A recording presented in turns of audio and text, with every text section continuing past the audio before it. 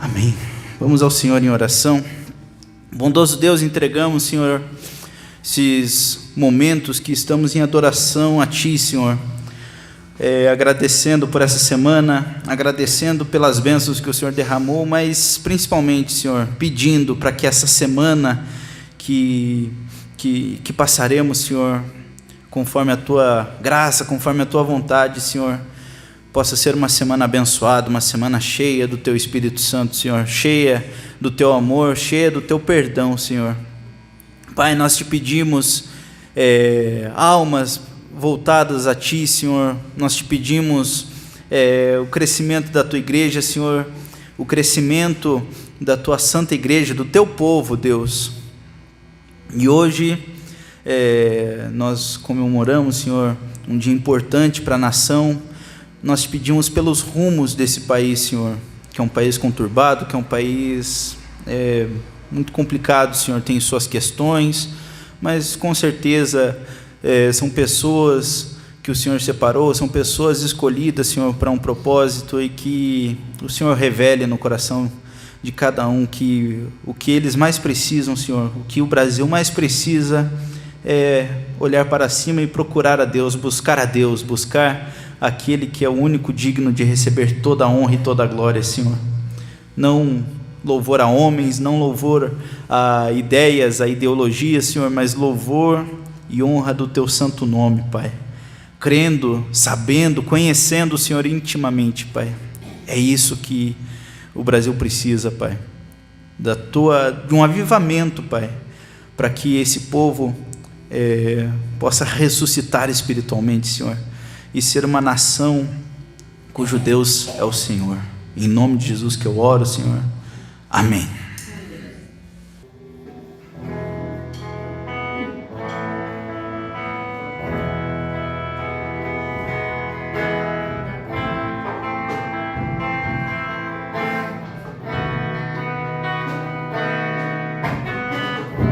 Os quatro cantos dessa terra pode-se ouvir alguém chorar.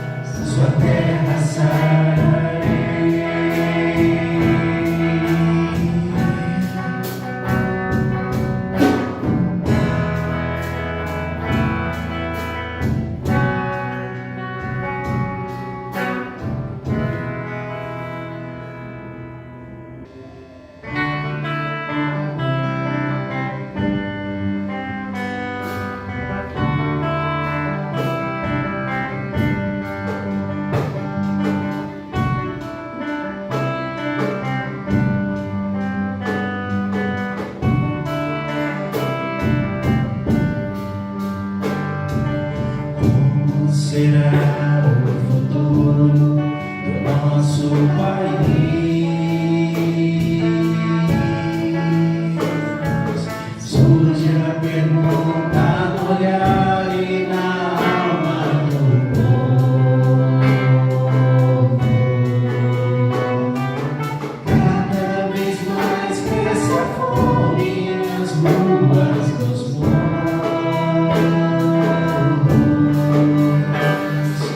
Cada vez menos dinheiro para sobreviver.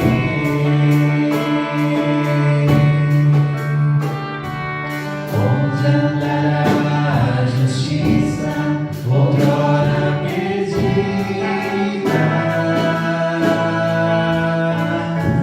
Some a resposta na voz e na vez de quem manda.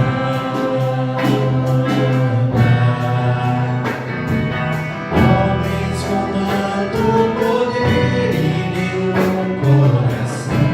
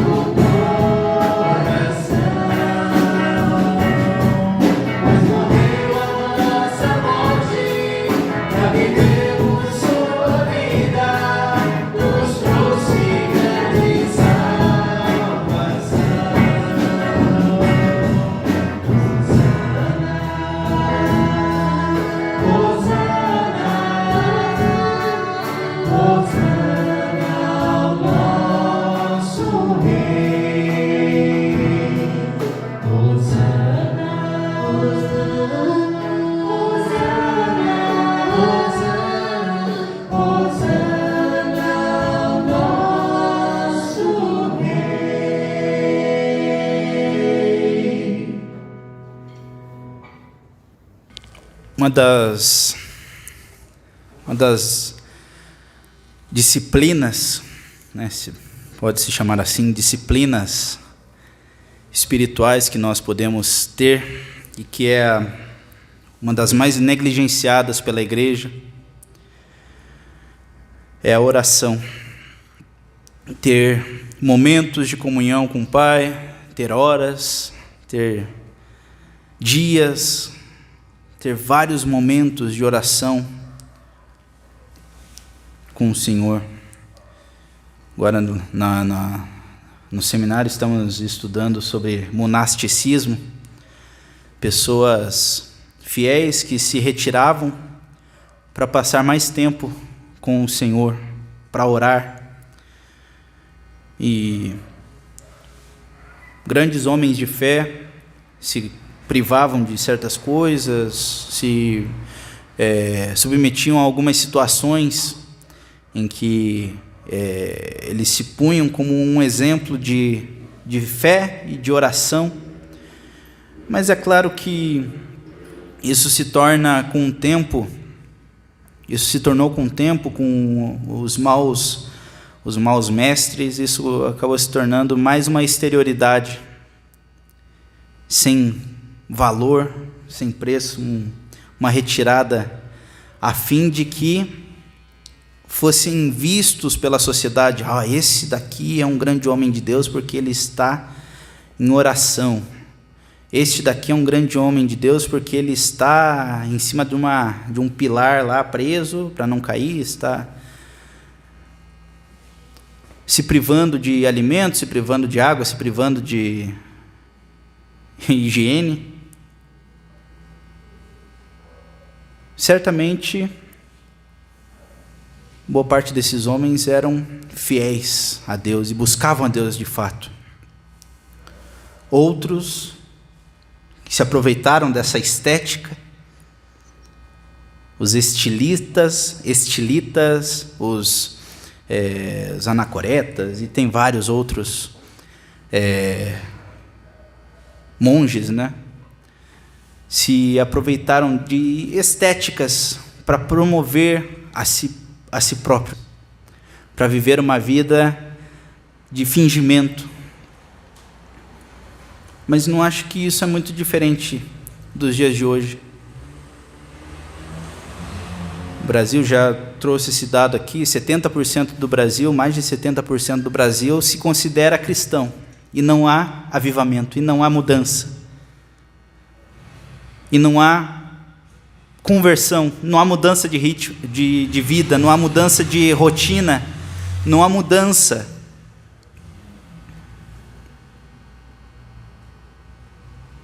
Nós temos políticos que usam o nome de Deus e colocam na frente do seu nome de candidatura, coloca pastor, e por muitas vezes envergonham o evangelho.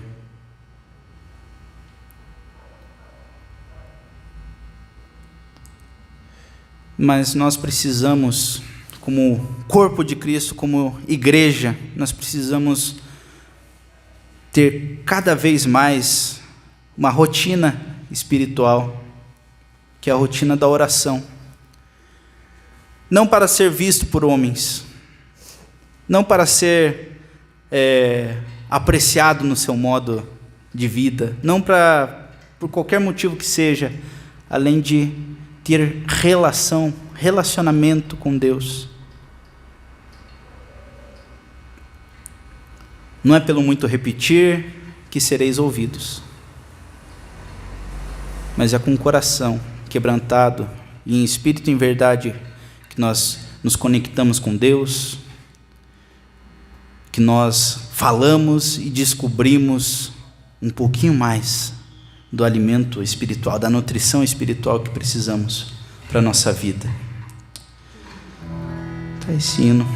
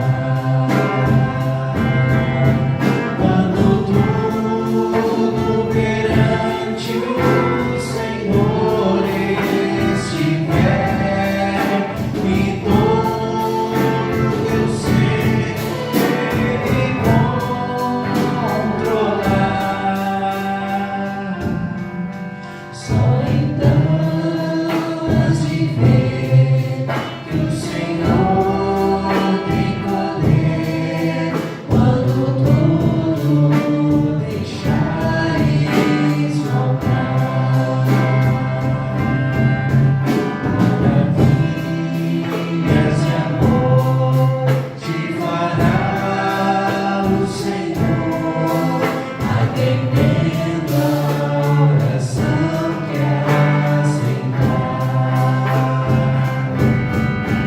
Seu imenso poder te virá socorrer quando tudo deixares faltar. Quando tudo perante o Senhor estiver e todo teu ser controlar,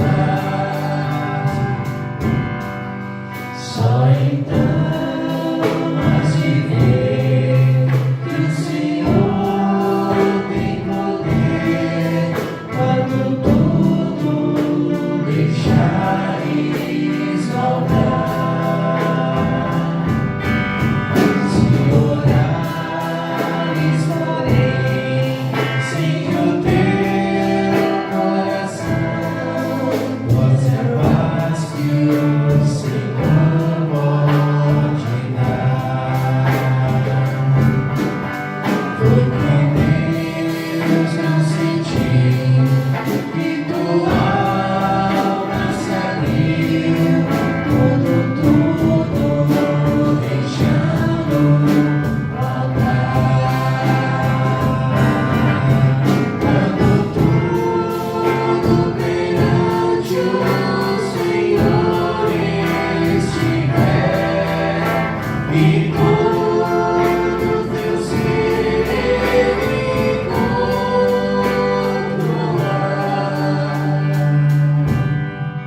só então has de ver que o Senhor tem poder quando tudo deixares faltar.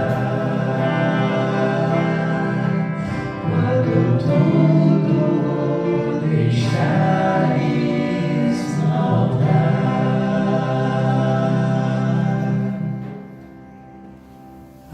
Convido o pastor Ismael, que estará ministrando a mensagem dessa noite. Amém, muito bom. Quero convidar os irmãos. Hoje é um dia especial, né? Hoje é 7 de setembro, dia da independência. Hoje muita gente se manifestou em favor do nosso querido Brasil.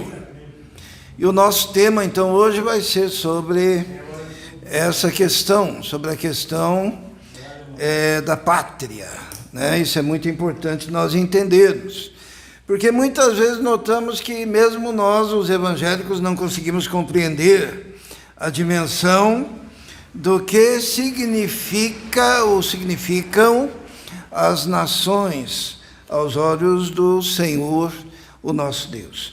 Então nós vamos ler alguns textos, mantenham as suas Bíblias abertas, mas nós vamos iniciar em Jeremias, no capítulo 10, no versículo 7. Convido os irmãos a se colocarem em pé, aqueles que puderem, para nós lermos esse versículo. Depois mantenha a sua Bíblia aberta, que nós vamos em diversos outros textos.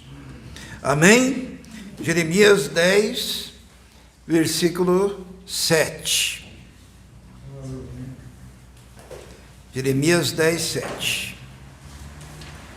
Dar a oportunidade que todos encontrem, né? E diz assim o profeta Jeremias: quem te não temeria a ti, ó Rei das nações, pois isso só a ti pertence, porquanto entre todos os sábios das nações e em todo o seu reino, ninguém há semelhante a ti. Aqui o nosso Deus é apresentado como o Rei das nações. Amém? Vamos orar. Senhor, pedimos a Tua direção neste momento, que possamos compreender a Tua palavra, Dependemos do Teu Espírito que haja no nosso meio, que promova, Senhor, a paz, a harmonia, ó Deus. Queremos colocar todas essas circunstâncias à nossa volta que muitas vezes impede que nós estejamos atentos à Tua voz, mas pedimos, ó Deus, que o Senhor mesmo, pelo Espírito, esteja falando com cada um de nós, em nome de Jesus. Amém. Os irmãos podem se assentar. Vivemos um período bastante difícil, quando se pensa nas nações, né? Nós estamos agora numa situação em que, bem perto de nós, ali na Venezuela, naqueles mares, estão diversos navios de guerra dos Estados Unidos, aviões de guerra sobrevoando. O líder maior lá da Venezuela sendo considerado terrorista, e existe uma recompensa muito grande para capturá-lo, né? Existem outras nações ali em volta da Venezuela, umas favoráveis aos Estados Unidos, outras contrárias. O Brasil é um daqueles que diz que está indefinido, mas a gente sabe o lado, assim pelo menos da liderança no Brasil, né? Enquanto isso, na China teve um encontro onde estava, os nomes são difíceis, né? Xi Jinping, é isso, né? Que é da China, o Putin, da Rússia, aquele da Coreia do Norte, baixinho, como é que é? Kim Jong-un, tudo gente, ditadores, né? E quem mais que estava lá? Dilma, nos representando, nossa ex-presidente, e também estava lá o ministro das Relações Exteriores do Brasil, Amorim, naquele encontro, onde eles discutiam algo que, quando nós falávamos há uns 20 anos atrás, o pessoal queria colocar chapéu de alumínio na gente, né, dizendo que eram teorias da conspiração, mas eles estavam discutindo essa semana agora que passou sobre a nova governança mundial, ou a nova ordem mundial, né? E o Donald Trump depois fez uma manifestação dizendo: se eles querem ser um bloco separado, perdemos então a Rússia, a China, a Índia também estava lá, né? E então as nações estão se movimentando, e nós vivemos numa nação, né? O Brasil, querido Brasil, que nós acabamos de cantar assim: Brasil, olha para cima, né? A música lá do João Alexandre. E como que o povo de Deus, diante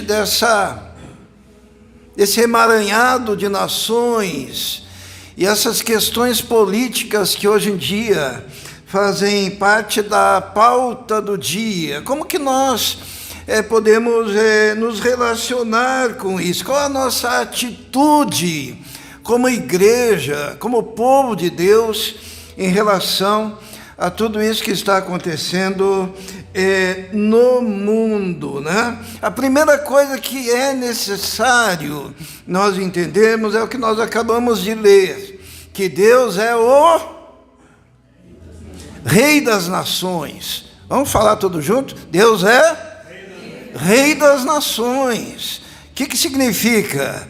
Que as nações estão debaixo das suas ordens. Ele é o Rei das Nações, né? E para nós entendermos o significado dessa expressão, né, que alguém pode dizer, mas está no Velho Testamento, hoje em dia as coisas não funcionam assim.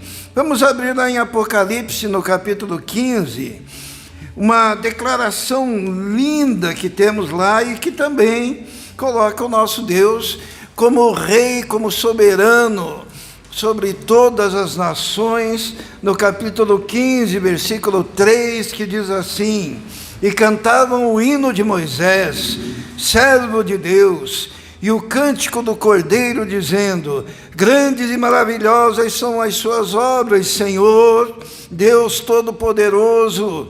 Justos e verdadeiros são os teus caminhos, ó Rei dos santos. Quem não te temerá, ó Senhor, e não magnificará o teu nome?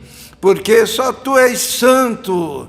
Por isso todas as nações virão e se prostrarão diante de ti, porque os teus juízos são manifestos. Ele é o Rei das nações, Ele é soberano sobre as nações. E para nós entendermos o que significa isso, nós precisamos ter uma visão mais objetiva de quem é este Deus que a Bíblia chama Rei das nações, e como que Ele vê essas nações. Então eu convido os irmãos para nós darmos uma passeada, para entendermos isso. Então abra lá em Isaías, no capítulo 40, nós vamos ler alguns textos lá em Isaías, capítulo 40, no versículo 15, olha só o que significa.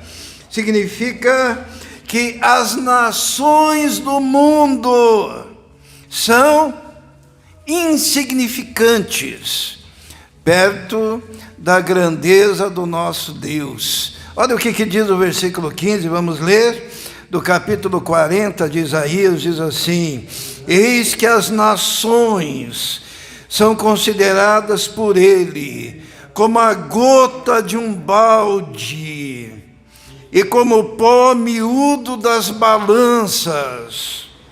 Eis que lanças por aí as ilhas como a uma coisa pequeníssima. Então o nosso Deus é tão grandioso, é tão tremendo, que todas as nações do mundo, aos olhos dele, e em comparação a ele, são como a gota de um balde. Já pararam para pensar? São como o pó miúdo das balanças. Sabe que tipo de balança? A balança de precisão.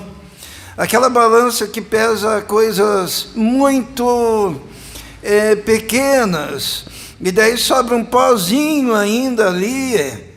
E as nações aos olhos do nosso Deus são como pó miúdo que sobra das balanças, e como a gota de água que sobra no fundo de um balde, quando nós o esvaziamos. Sabe, a gente fica olhando, né? Os grandes, nós ficamos olhando os soberanos das nações. Eu falei diversos nomes aí, que quando a gente fala esses nomes, a gente pensa em grandeza, né? Putin, Donald Trump, não é isso? Xi Jinping, dentre outros.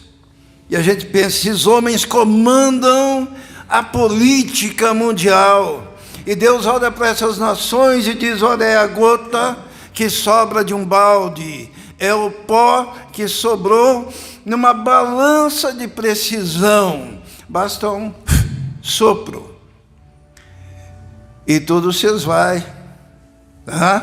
Por quê? Porque a grandeza de Deus, e nós como povo de Deus, nós precisamos entender isso, porque muitas vezes a semelhança do rei Acás, que eu preguei na semana passada, lembra do rei Acás? Que Deus falou: não se preocupe com a Síria, não se preocupe com o reino do norte, eles são brasas apagadas. E daí o Acás que fez? Ele colocou a sua confiança na Assíria, e chegou lá pro Tiglat-Pileser, o rei da Assíria, e disse o quê? Disse: tu és o meu pai e eu sou o seu filho. Ele colocou a sua confiança no poderio daquela nação que ora estava começando a se levantar como potência mundial, e Deus não se agradou dele, né? Hoje eu vejo muitos crentes colocando a confiança em líderes humanos, em nações que podem vir e podem transformar a situação da nossa própria nação.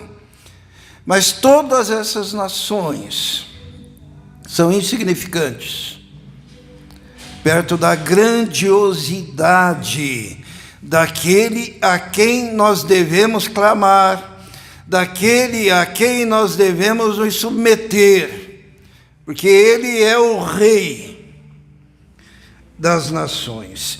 Isaías, vamos ler Isaías 57:15, abra lá, é bem fácil de encontrar, que fala sobre quem é o nosso Deus. Diz assim no versículo 15 do capítulo 57, porque assim diz o alto, o sublime, que habita na eternidade, cujo nome é santo, em um alto e santo lugar eu habito, e também com o contrito e abatido de espírito, para vivificar o espírito dos abatidos e vivificar o coração dos contritos. Esse é o nosso Deus. Olha a dimensão do nosso Deus, que habita muito acima e muito além de todas as nações aqui da terra. Sabe como que Deus vê as nações da terra? Volta lá para o capítulo 40, olha que coisa bonita, né? Que aparece no capítulo 40, no versículo 21. Vamos ler ali? Capítulo 40 de Isaías, versículo 21. Olha o que diz ali. Porventura não sabeis, porventura não ouvis, ou desde o princípio vos não notificou isso mesmo, ou não atentastes para os fundamentos da terra? Ele é o que está assentado sobre o globo da terra, cujos moradores são para ele como gafanhotos, e ele é que estende os céus como cortina, e os desenrola como tenda para neles habitar. O que é o habitante da terra aos olhos desse grandioso Deus? É como se fosse um gafanhoto. Ele que habita num alto e sublime lugar. Você não entende que nós somos insignificantes perto da grandiosidade desse Deus.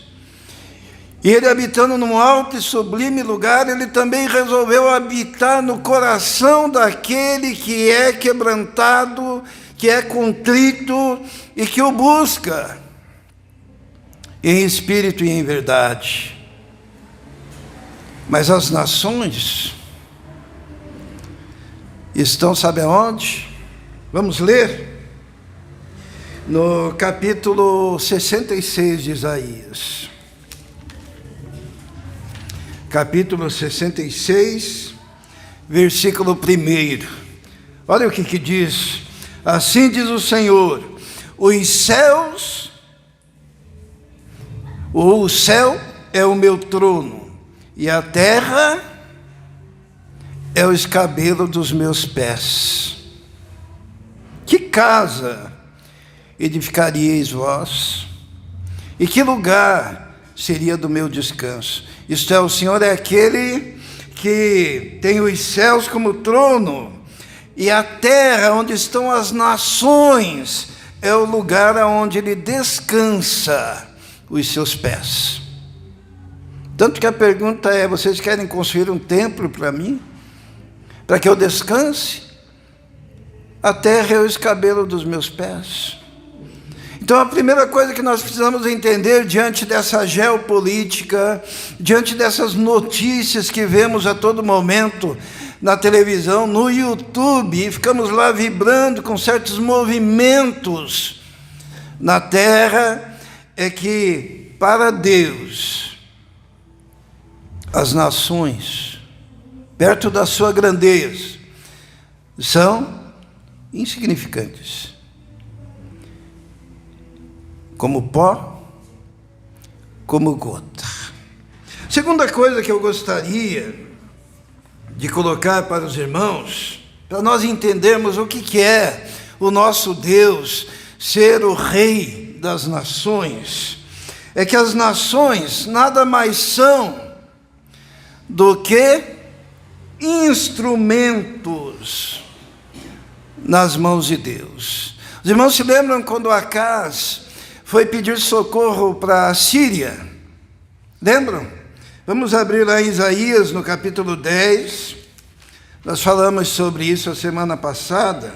Mas olha só, em Isaías, no capítulo 10, no versículo...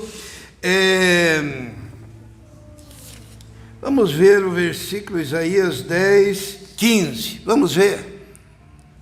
Quando o Senhor fala sobre o fato de Acaz buscar ajuda na Síria, depois ele diz assim, versículo 15: porventura gloriar-se-á o machado contra o que corta com ele? Ou presumirá a serra contra o que puxa por ela? Como se o bordão movesse aos que o levantam, ou a vara levantasse o que não é um pedaço de madeira. Sabe o que significa isso? É que as nações da terra, e aqui está falando da Síria, são simplesmente ferramentas. Ferramentas que Deus usa. Ele está falando aqui da arrogância do rei da Síria. Olha o versículo 12. Por isso acontecerá que, havendo o Senhor acabado toda a sua obra no Monte Sião em Jerusalém, então visitarei o fruto do arrogante rei da Síria.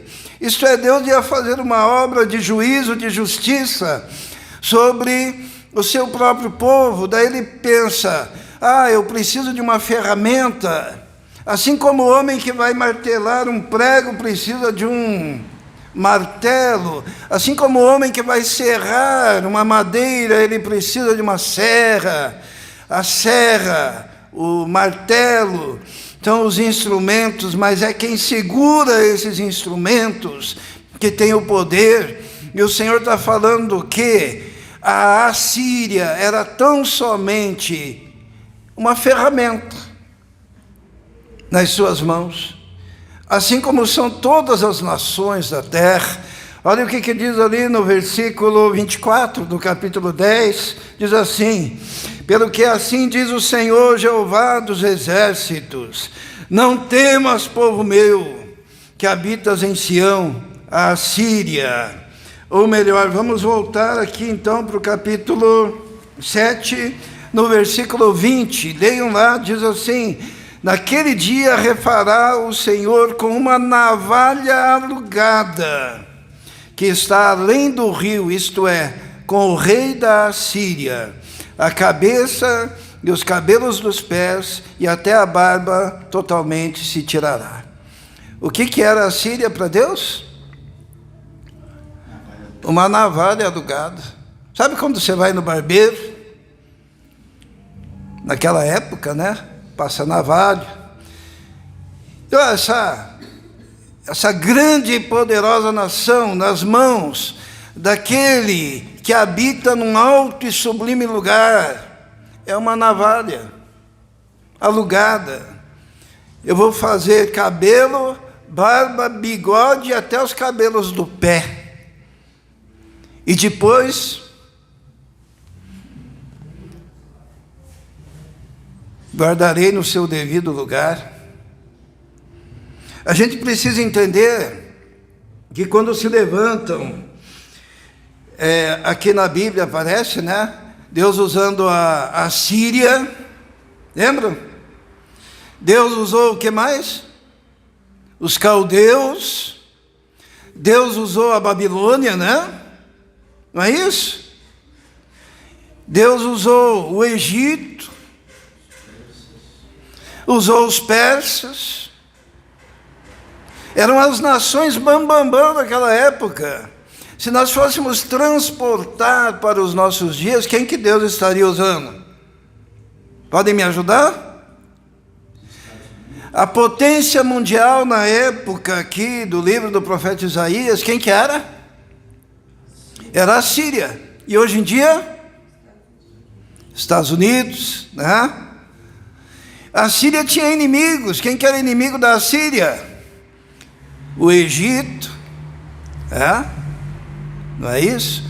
Isto é, mudam-se os nomes, mudam-se as nações, mudam-se os governantes. Será que Deus mudou? Deus usa como ferramentas que não podem reclamar. E a pergunta que eu faço, será que esses reis, o rei do Egito, o rei da Síria, o rei da Babilônia, que é algum tempo depois, porque tem um grande reinado da Síria, cai a Síria, levanta a Babilônia. E Deus usa para os seus próprios propósitos. Por quê? Porque Deus é o rei das nações. Eu fico muito preocupado quando nós colocamos a nossa esperança no Trump, ou no Xi Jinping, né, se você for de esquerda. Você esquece que são gafanhotos, que os seus reinos são como pó, que essas nações são gotas. Mas uma coisa a gente pode entender, né? Deus usa essas nações tanto para o juízo, quanto para a libertação dos povos. Todos aqui se lembram do Neemias. O que o Neemias estava fazendo? O que ele era? Qual que era a profissão do Neemias? Lembra? Ele era copeiro, né, do rei. E daí um dia ele foi servir o rei, ele estava triste, e o rei Artaxerxes olha para ele e diz: você está triste? Essa tristeza não é senão tristeza de coração. E daí, o que o Neemias diz? Neemias diz: rei, como eu posso estar feliz se a minha Jerusalém está destruída, queimada, os muros estão no chão, as portas estão cheirando fumaça e eu aqui tão longe. Daí o rei Artaxerxes, o que ele diz? Neemias, pega o que você precisar. Artaxerxes era crente? O que ele era? Ele era uma ferramenta nas mãos de Deus. Neemias, pegue o que você precisar e vai. Faz uma comitiva e vai. E se você precisar de alguma coisa, é só mandar avisar que eu mando entregar. Porque Deus usa as nações, usa para juízo, mas Ele também usa para libertar.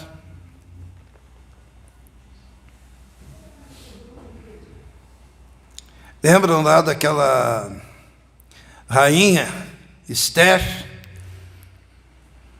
O povo estava condenado ao extermínio. E a rainha Esther intercede pelo povo, ao rei. Como é que era o nome do rei mesmo? E como é que é o nome do rei Assuero? Daí é também Artaxerxes, né? E o rei era um rei pagão. Deus usou através da rainha. Irmãos, a situação geopolítica do mundo é a mesma. Hoje tem as ferramentas de Deus espalhadas pelo globo da terra, onde o Senhor descansa os pés, como poeticamente diz o profeta Isaías. Agora Deus usa essas nações para dar uma sacudidela, né? Uma sacudidela no seu povo. Esse povo evangélico que muitas vezes confia nos homens, confia nas nações, mas não confia em Deus, no poder da oração, em se derramar no altar, em saber que as nações passam. As nações são instrumentos. A nação é uma navalha alugada. A nação é um bordão onde os homens se apoiam e ferem as suas mãos. Mas o Senhor é quem controla todas as nações. E vem em juízo sobre as nações. Mas também vem em socorro às nações. Às vezes nós olhamos nações pagãs, né? Olhamos nações inimigas, nações que não creem em Deus, nações como a Síria, que é chamada de mestra das feitiçarias, e pensamos, ei, Deus nem olha para essas nações. Mas uma coisa interessante é que as nações também são objeto da graça de Deus, e nós precisamos entender isso, porque assim como Deus nos ama como povo brasileiro, assim como Deus nos ama como evangélicos no Brasil, assim como Deus nos ama a ponto de enviar o seu próprio Filho, também Ele ama as nações. E Ele ama as nações, até as piores nações. Os irmãos se lembram de Jonas? Jonas, ele viveu em que época? Alguém pode me ajudar? Vamos abrir aqui a nossa Bíblia em 2 Reis. Nós já vamos descobrir a época que Jonas vivia. 2 Reis, no capítulo 14. 2 Reis, no capítulo 14, no versículo 25. 2 Reis 14, 25. Diz assim: também este é Jeroboão II, tá? Também este restabeleceu os termos de Israel, desde a planície de Arramate até o mar da planície, conforme a palavra do Senhor, Deus de Israel, a qual falara pelo ministério do seu servo Jonas, filho do profeta Amitai, o qual era de Gat-Hefer. É interessante, irmãos, que o profeta Jonas, ele viveu numa época em que os profetas já estavam anunciando o perigo da nação do Reino do Norte por causa da Assíria. Os irmãos sabem que a Assíria destruiu o Reino do Norte, né? E apagou o nome do Reino do Norte. E o profeta Jonas, ele já sabia disso, porque reiteradamente os profetas estavam dizendo isso. Aí sabe o que aconteceu? Deus falou assim para o Jonas: Jonas, vai até a Síria, a grande cidade de Nínive, a capital da Síria, e diga: ainda 40 dias e Nínive será subvertida. E o profeta Jonas, que era um intelectual, um teólogo, conhecedor, ele parou para pensar assim: Deus é um Deus de amor, Deus é um Deus misericordioso. Eu vou lá na Assíria, na capital, em Nínive, eu começo a falar que eles serão destruídos em 40 dias. Se esse povo se arrepende, Deus mantém essa nação, e um dia eles virão e farão o quê? destruirão a minha nação, o meu reino, o reino do norte. Os irmãos estão entendendo por que o Jonas resolveu fugir? Fugir de Deus, foi loucura, mas ele fez. O equivalente disso seria, tem uma nação que vem para destruir o Brasil daqui a não sei quantos anos lá para frente. E daí Deus chega para Letícia e diz: vai lá nessa nação e diga que eles serão destruídos em 40 dias. A Letícia ama tanto o Brasil, né? Ela pensa, eu vou lá, aviso eles se arrependem, vão sobreviver, e daí o que vai acontecer? Eles vão conseguir vir. Mas o que eu quero frisar aqui, irmãos, é o amor de Deus. O amor de Deus pelas nações. Ele mandou pregadores, o Jonas, para pregar para a Síria, aquele povo, uma nação chamada de mestra das feitiçarias, que tinham muitos deuses, porque Deus não só usa as nações para exercer o seu juízo como instrumentos na sua mão, mas Deus a estas mesmas nações age com amor e deseja a restauração, a libertação, a transformação de cada uma delas. Tinha uma nação inimiga que o profeta Isaías profetizou contra elas. Vamos ler. Está em Isaías 19. Isaías capítulo 19.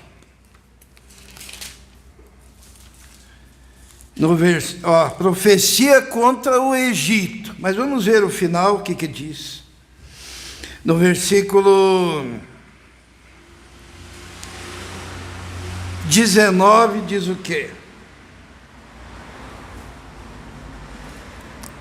Naquele tempo, o Senhor terá um altar no meio da terra do Egito, e um monumento se erigirá ao Senhor na sua fronteira, e servirá de sinal e de testemunho ao Senhor dos exércitos, na terra do Egito, porque ao Senhor clamarão por causa dos opressores, e Ele lhes enviará um Redentor e protetor que os livrará.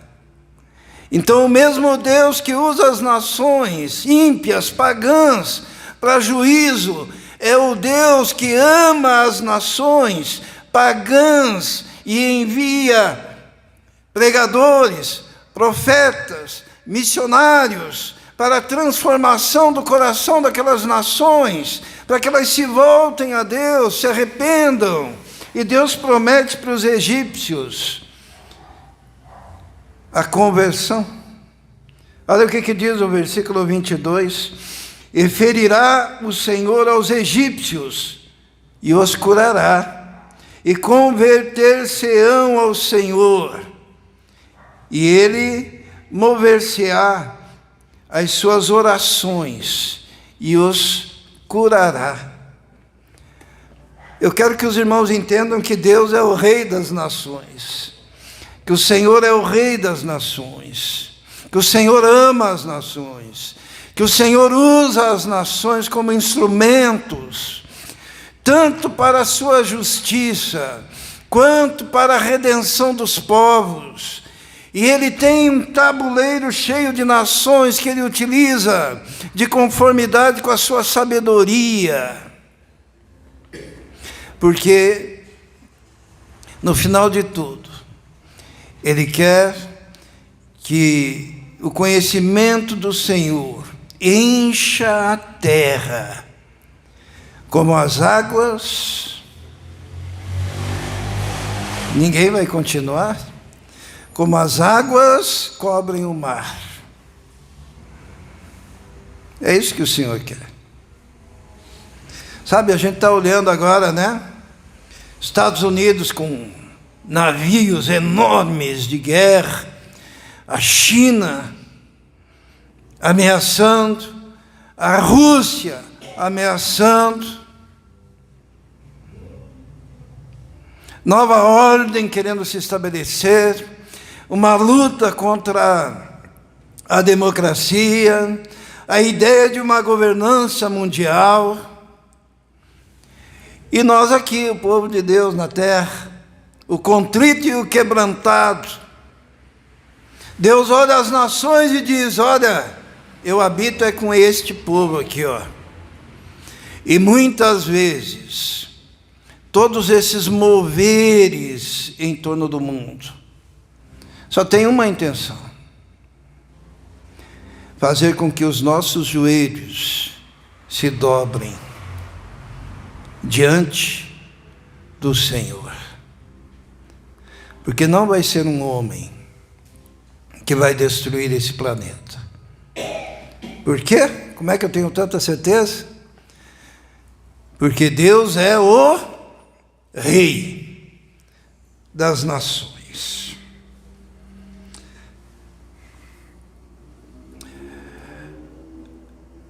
Irmãos, nós corremos muitos riscos. Tem um presidente dos Estados Unidos, foi presidente, chamado Ronald Reagan, é do meu tempo, quando eu era jovem, né? E ele foi um dos grandes líderes mundiais que conseguiu a derrota do comunismo, a queda do muro de Berlim. Era ele, a Margaret Thatcher, né? Tinha a ação do Papa João Paulo II, que também lutava nessas trincheiras. E uma frase do Ronald Reagan é que a liberdade de um povo, ela está em perigo até a próxima geração. Significa o quê? Que cada geração deve lutar pela sua liberdade e para a manutenção da liberdade.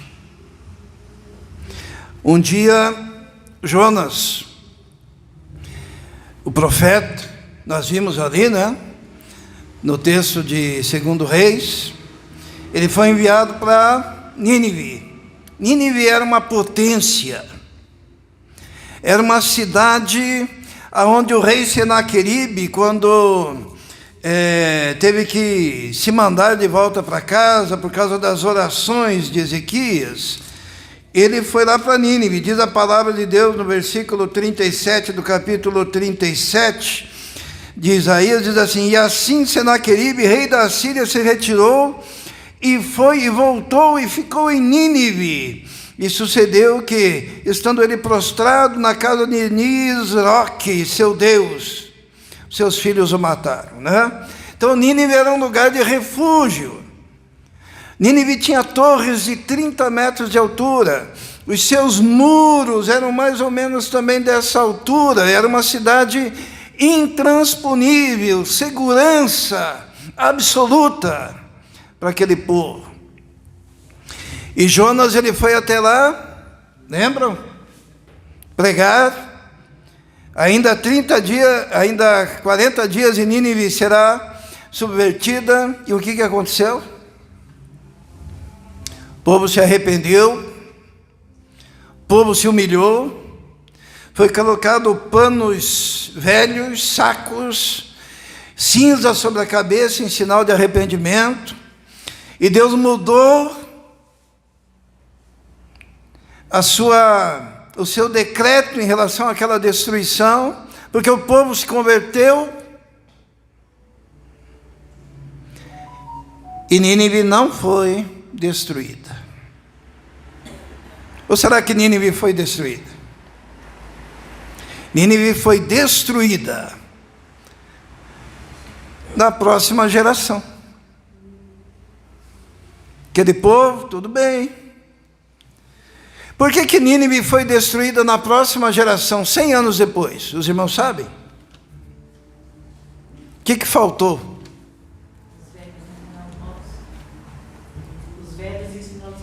Os velhos ensinando os novos.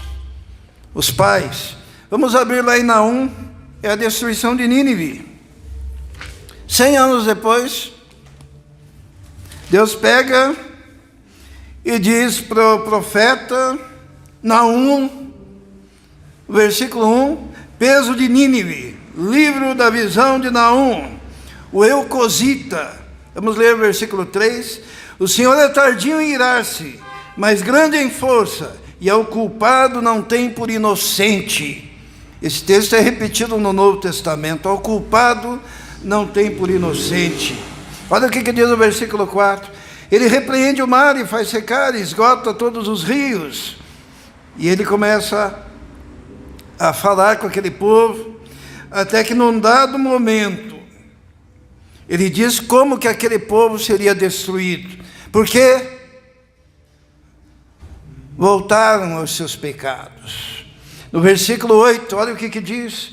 E com uma inundação transbordante, acabará de uma vez com o seu lugar, e as trevas perseguirão os seus inimigos. Olha o que diz o capítulo 2, no versículo 6. As portas do rio se abrirão, e o palácio se derreterá. Versículo 8. Nínive, desde que existe, tem sido como um tanque de águas. Elas, porém, fogem agora. Parai, parai! Clamar-se-á, mas ninguém olhará para trás. E sabe qual é o motivo? Capítulo 3, versículo 4. Por causa da multidão dos pecados, da mãe graciosa meretriz, da mestra das feitiçarias, que vendeu os povos com os seus deleites e as gerações com as suas feitiçarias. Sabe como que Nínive foi destruída? Porque o povo vive dando risada, a gente vê isso muito na internet. Como é que Jonas foi parar em Nínive se não tinha mar, né? Isso é, Jonas foi vomitado na praia, mas ele teve que andar, teve que viajar até Nínive. Mas e como é que Nínive aqui foi inundada?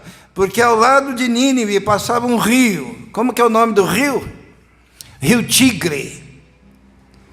E Deus mandou uma inundação. Mas uma inundação tão grande, o rio Tigre, que quebrou as muralhas, fez buraco, as águas entraram para dentro da cidade, e junto com as águas os inimigos, e a grande Nínive, que um dia foi usada por Deus para juízo sobre a nação, ou sobre a tribo do norte. Agora, mais de 150 anos depois, talvez, Deus vem em juízo sobre ela. O mesmo Deus que mandou Jonas levar a graça para aqueles que se arrependem, abriu os rios e destruiu a cidade em juízo, porque eles tinham retornado para os seus pecados. É o Deus das nações. As nações estão em suas mãos. Mas uma coisa nós temos que aprender. E trazendo, falei muito das nações, mas vamos trazer de forma mais pessoal agora. Porque Deus não faz nada sem primeiro revelar através dos seus profetas. Porque o amor de Deus é grande demais.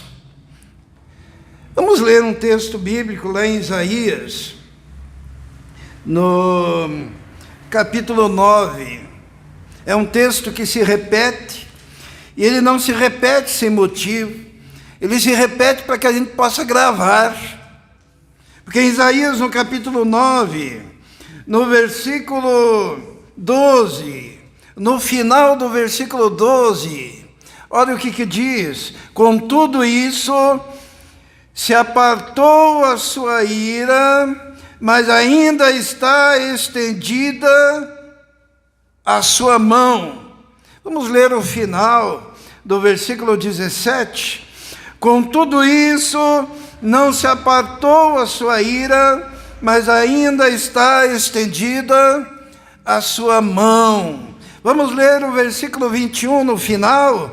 Com tudo isso, não se apartou a sua ira, mas ainda está estendida a sua mão. Vamos ler no capítulo 10, no final do versículo 4, o que diz? Com tudo isso, a sua ira não se apartou, mas ainda está estendida a sua mão. Sabe por quê? Porque Deus é um Deus de amor. E mesmo quando Ele manda as nações, mesmo quando Ele manda as circunstâncias, mesmo quando Ele permite as dificuldades, mesmo quando nós passamos por conflitos os mais pesados, ainda a sua mão está estendida, porque o prazer do Senhor é salvar. Todos sabem que a nação, ou melhor, o Reino do Norte, o nome desse reino, Deus resolveu apagar, né? Mas quando Deus resolve apagar esse nome, vamos abrir lá em 2 Reis.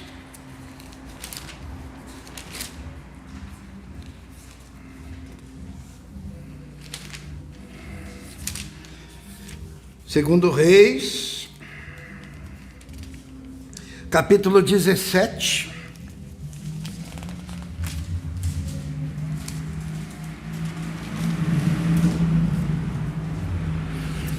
Versículo 21.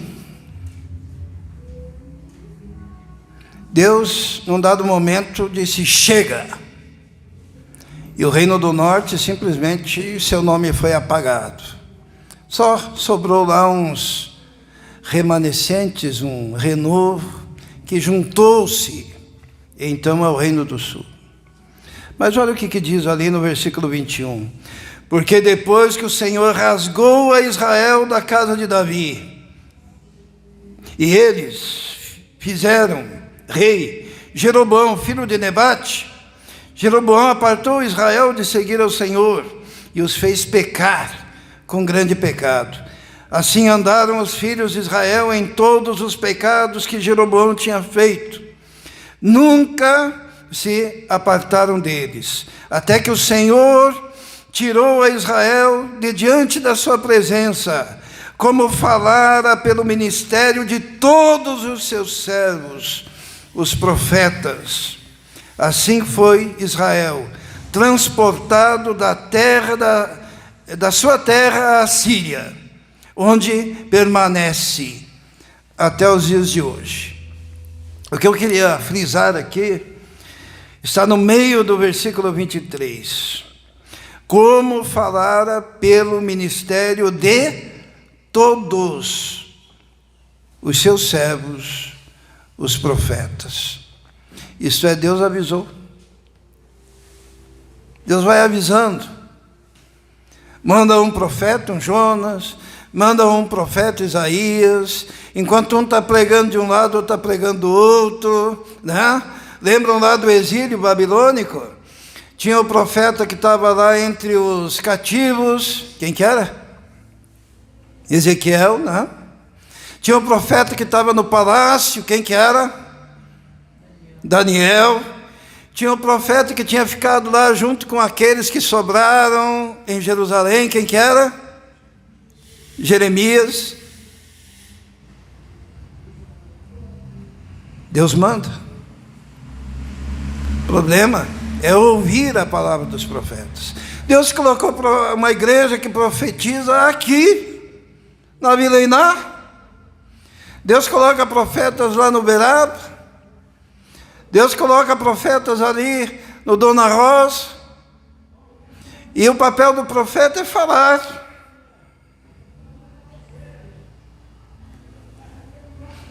E algumas vezes acontece isso daqui, né? Que o povo não ouve.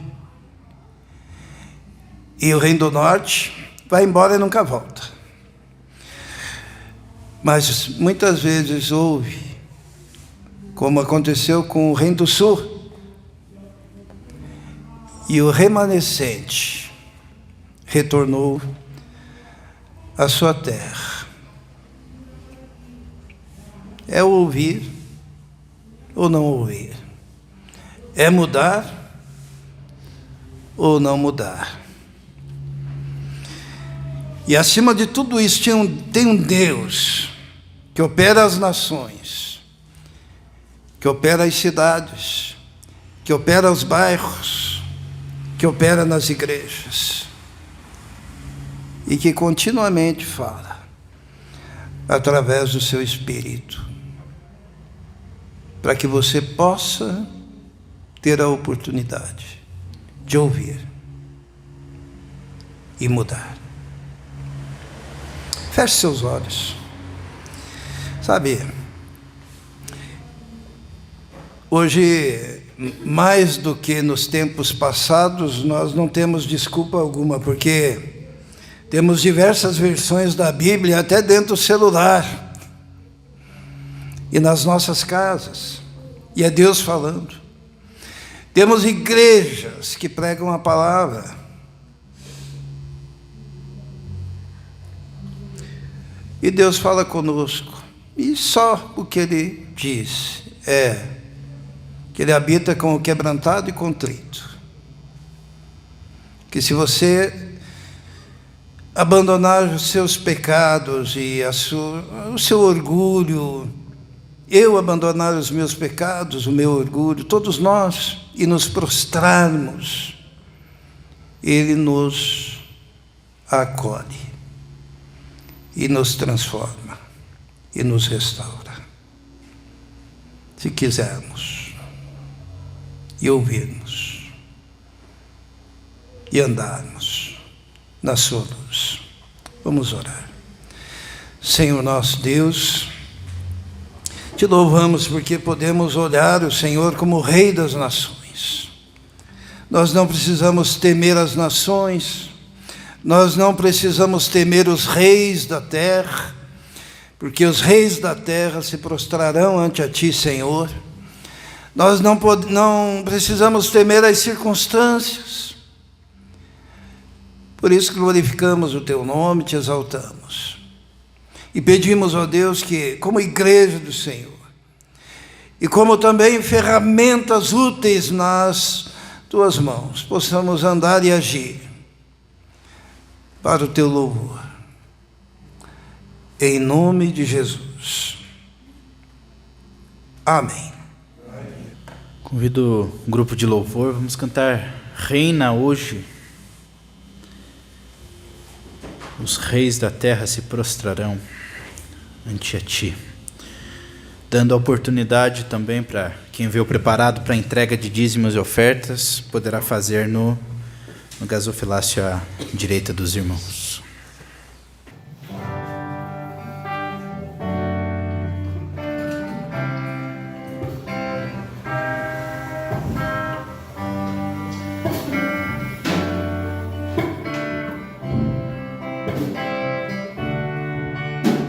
Os reis da terra se prostrarão ante a Ti, Senhor.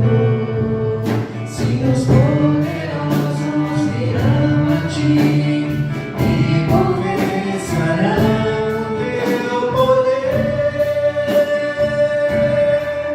Senhor.